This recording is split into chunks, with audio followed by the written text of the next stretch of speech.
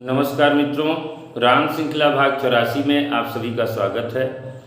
मित्रों, पिछले अंक में हमने देखा किस तरह विभीषण जी ने रावण को बहुत तरह से समझाया कि सीता जी को लौटा दीजिए, राम जी की शरण ले लीजिए, लेकिन अभिमानी रावण उनकी एक बात नहीं माना।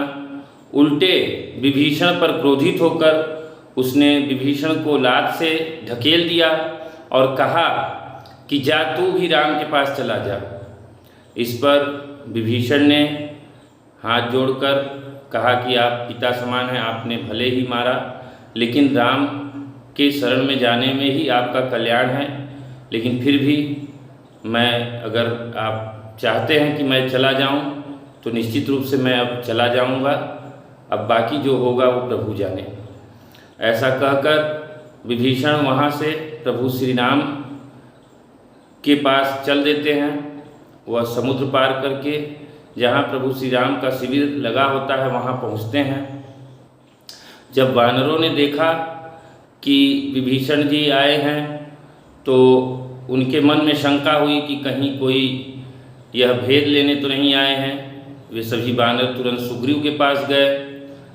तो सुग्रीव जी भी प्रभु श्री राम के पास गए और उन्होंने कहा कि हे नाथ, रावण का भाई आया है और ऐसे में हमें क्या करना चाहिए। तो प्रभु श्री राम ने कहा, मित्र तुम ही बताओ कि हमें क्या करना चाहिए। तो सुग्रीव ने कहा, प्रभु यह रावण का भाई है, हमारा भेद लेने आया है, ऐसी दशा में इसे हमें बांध कर ही रखना चाहिए।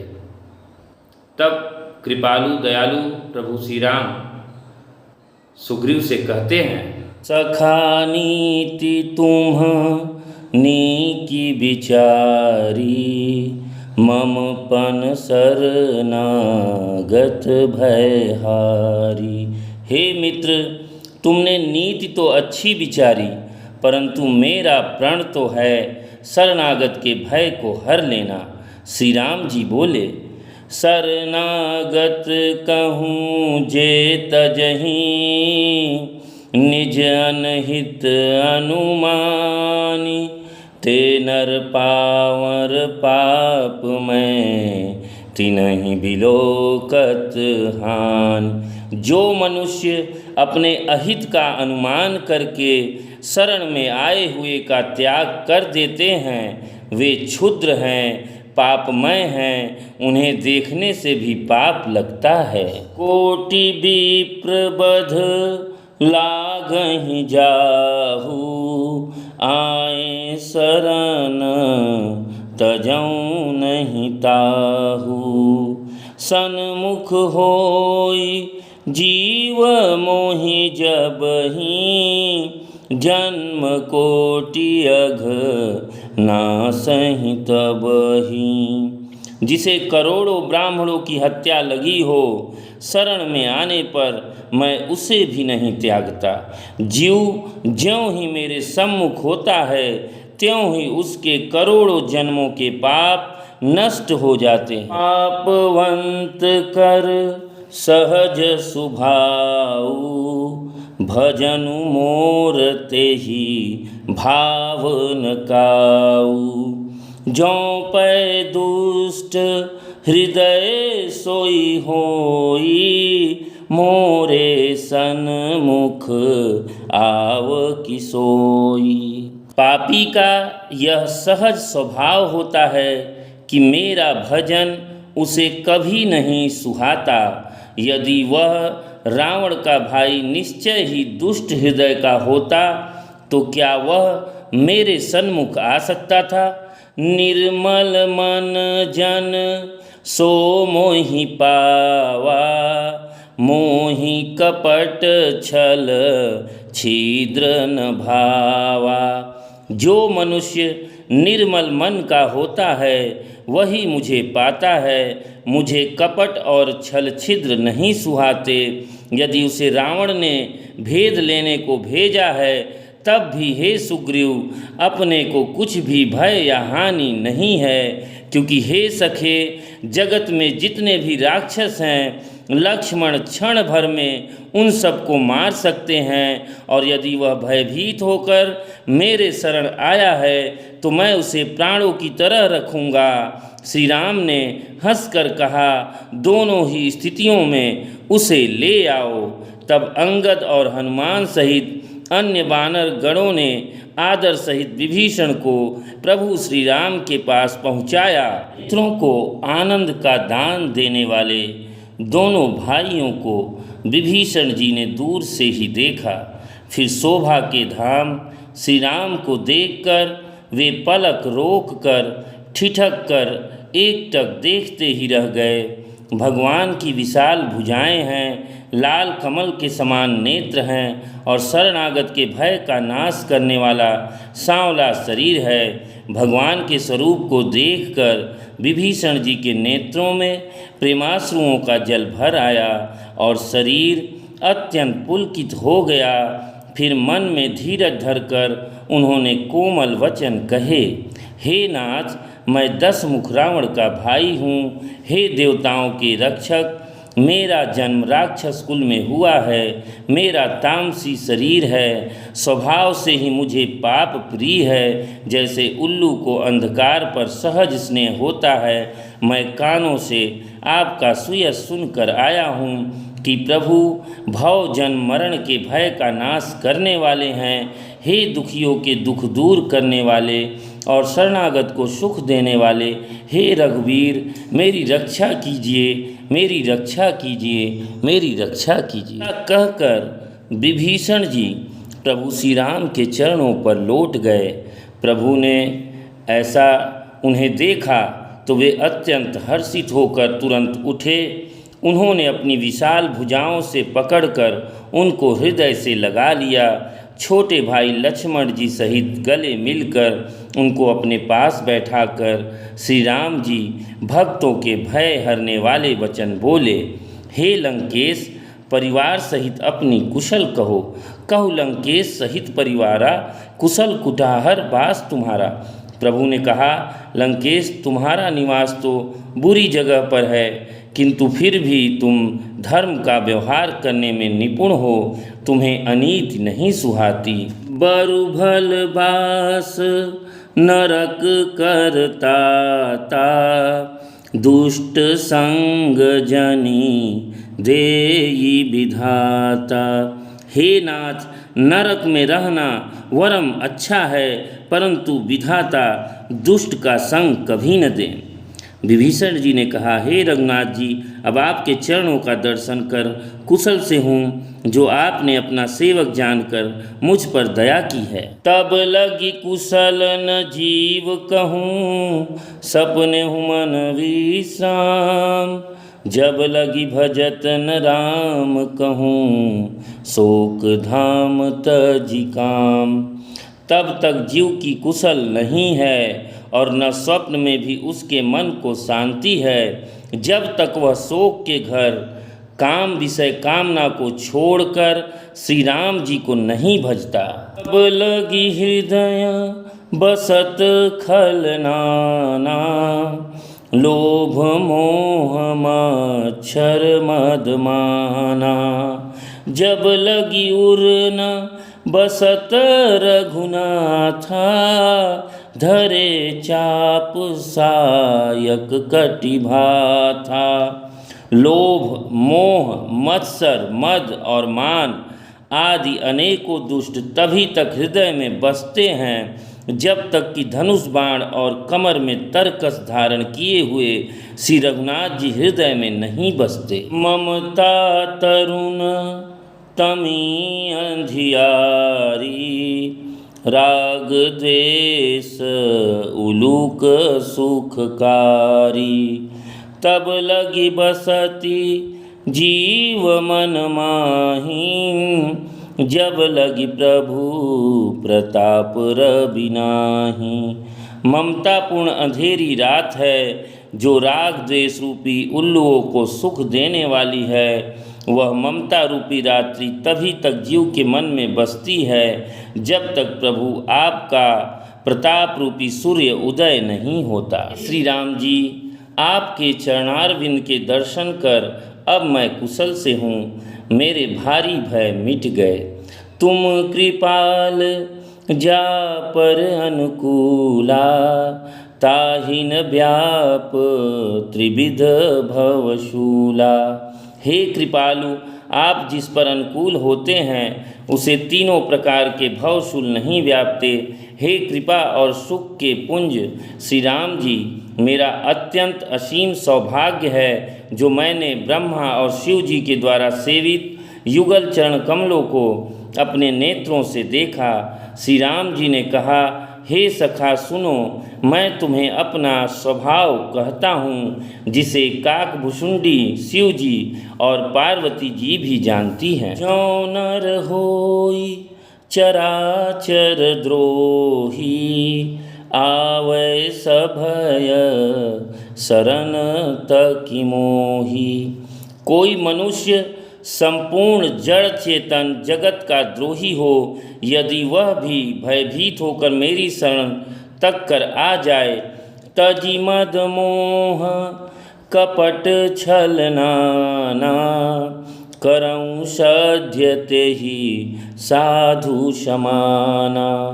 जननी जनक बंधु सुत दारा, तनु धनु भवन सुहृद परिवारा। और मद मोह तथा नाना प्रकार के छल कपट त्याग दे तो मैं उसे बहुत शीघ्र साधु के समान कर देता हूँ।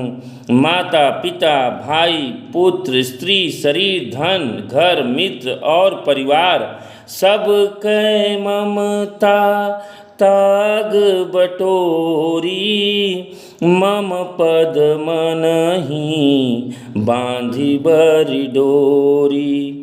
समदर्शी इच्छा कछु नाहि, हरस शोक भय नहीं मन माही। इन सब के ममत्व रूपी तागों को बटोर कर और उन सब की एक डोरी बट कर उसके द्वारा जो अपने मन को मेरे चरणों में बांध देता है, सारे सांसारिक संबंधों का केंद्र मुझे बना लेता है, जो समदर्शी है, जिसे कुछ इच्छा नहीं है और जिसके मन में हर्ष शोक और भय नहीं है। अस सज्जन मम उर्बस कैसे, लोभी हृदय बसई धनु जैसे। तुम सारीखे संत प्रिय मोरे, धरऊँ देह नहीं आन निहोरे। ऐसा सज्जन मेरे हृदय में ऐसे बसता है जैसे लोभी के हृदय में धन बसा करता है। तुम सरी के संत ही मुझे प्रिय हैं और मैं इसी कारण से अवतार लेता रहता हूँ, शरीर धारण करता हूँ। शगुन उपासक परहित निरत नीति दृढ़ नेम, ते नर प्राण समान मम जिनके द्विज पद प्रेम। जो सगुण भगवान के उपासक हैं, दूसरे के हित में लगे रहते हैं, नीति और नियमों में दृढ़ हैं और जिन्हें ब्राह्मणों के चरणों में प्रेम है, वे मनुष्य मेरे प्राणों के समान हैं। लंकापति सुनो, तुम्हारे अंदर उपयुक्त सब गुण हैं, इससे तुम मुझे अत्यंत ही प्रिय हो। श्री राम जी के वचन सुनकर सब वानरों के समूह कहने लगे, कृपा के समूह श्री राम जी की जय हो। विभीषण जी ने कहा, हे देव, हे चराचर जगत के स्वामी, हे शरणागत के रक्षक, हे सबके हृदय के भीतर की जानने वाले, सुनिए। मेरे हृदय में पहले कुछ वासना थी, वह प्रभु के चरणों की प्रीत रूपी नदी में बह गई। अब तो हे कृपालु, शिव जी के मन को सदैव प्रिय लगने वाली अपनी पवित्र भक्ति मुझे दीजिए। एवमस्तु, ऐसा कहकर रणधीर प्रभु श्री राम जी ने तुरंत ही समुद्र का जल मांगा और कहा, हे सखा, यद्यपि तुम्हारी इच्छा नहीं है, पर जगत में मेरा दर्शन अमोघ है, निष्फल नहीं जाता। ऐसा कहकर श्री राम जी ने उनका राज तिलक कर दिया आकाश से पुष्पों की अपार वृष्टि हुई। जो संपत्ति शिव रावण ही दीन दिए 10 माथ, सोई संपदा विभीषण ही सकुचि दीन्हि रघुनाथ। शिव जी ने जो संपत्ति रावण को 10 सिरों की बलि देने पर दी थी, वही संपत्ति श्री रघुनाथ जी ने विभीषण को सकुचते हुए दी। ऐसे परम कृपालु प्रभु को छोड़कर जो मनुष्य दूसरे को भजते हैं, वे बिना सींग पूछ के पशु हैं। अपना सेवक जानकर विभीषण जी को श्री राम जी ने अपना लिया। मित्रों, आज की कथा में हमने देखा किस तरह दयालु कृपालु करुणा के सागर प्रभु श्री राम विभीषण जी को अपना लेते हैं, जबकि वानरों द्वारा उन्हें आगाह किया जाता है कि यह शत्रु का भाई है, इसे अपनाना खतरनाक हो सकता है, हमारे लिए हानिप्रद हो सकता है। लेकिन दयालु हृदय प्रभु श्री राम ने जब जान लिया कि यह पूर्ण रूप से मेरे शरणागत हो गया है, तब उन्होंने किसी भी अनहोनी की परवाह किए बिना अपने शरणागत को अपना लिया और उसे वही प्रेम सम्मान दिया जो एक मित्र को देना चाहिए, एक सच्चे हृदय मित्र को जो देना चाहिए वही सम्मान उन्होंने दिया और उससे कहीं बढ़कर दिया। मित्रों, प्रभु ने यहाँ पर एक बहुत महत्वपूर्ण बात कही है कि कोई कैसा ही पापी क्यों न हो, यदि वह मेरी शरण में आ जाता है तो मैं उसके सारे पाप क्षमा करके उसे अपना लेता हूँ। तो इससे हमें यह शिक्षा मिलती है कि अब तक हमारे जीवन में हो सकता है जो भी कम ज़्यादा कुछ भी हमारे जीवन में पाप जो भी हुए हों, और उसे यदि हम सुधारना चाहें तो प्रभु यहाँ हमें अवसर प्रदान कर रहे हैं कि यदि अब सद्मार्ग पर चलना चाहते हैं तो मेरी शरण में आइए, मेरी भक्ति कीजिए, तो मैं आपके सारे पापों को माफ़ करते हुए आपको साधु समान कर दूंगा। प्रभु ने कहा है, जौ नर होय चराचर द्रोही, आवै सभय शरण तकी मोही। कोई मनुष्य संपूर्ण जड़ चेतन जगत का द्रोही हो, यदि वह भी भयभीत होकर मेरी शरण आ जाए, तजि मद मोह कपट छल नाना, करहूँ सद्य ते साधु समाना। और मद मोह तथा नाना प्रकार के छल कपट त्याग दे तो मैं उसे साधु समान बना देता हूँ। मित्रों, यह बहुत ही महत्वपूर्ण बात है, इससे हमें जीवन में लाभ लेना चाहिए। प्रभु ने सीधे रूप से हमें यह संदेश दे दिया है कि यदि आप जब सुधरना चाहें, जब आप में चेतना आ जाए कि नहीं, मुझे अब अपने आप को सद्बुद्धि मिल जाए कि अब मुझे अपने जो भी अब तक जीवन में अच्छा बुरा हुआ उसे त्याग कर प्रभु की शरण में जाइए, तो आपके सारे जो पाप हैं प्रभु नष्ट करके आपको अपना लेंगे और आप उनके प्रिय बन जाएंगे।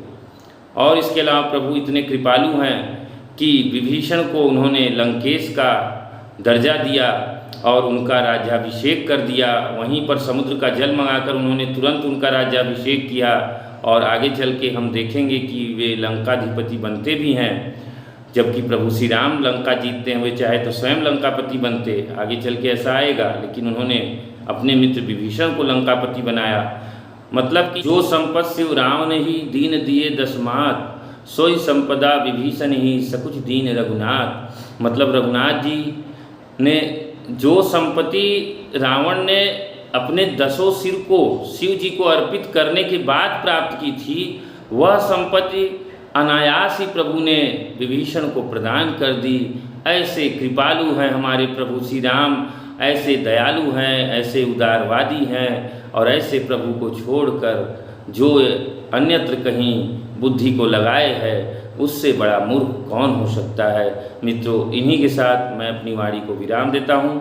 फिर मिलेंगे अगले अंक में, तब तक आपसे आज्ञा लेता हूँ। नमस्कार, जय श्री।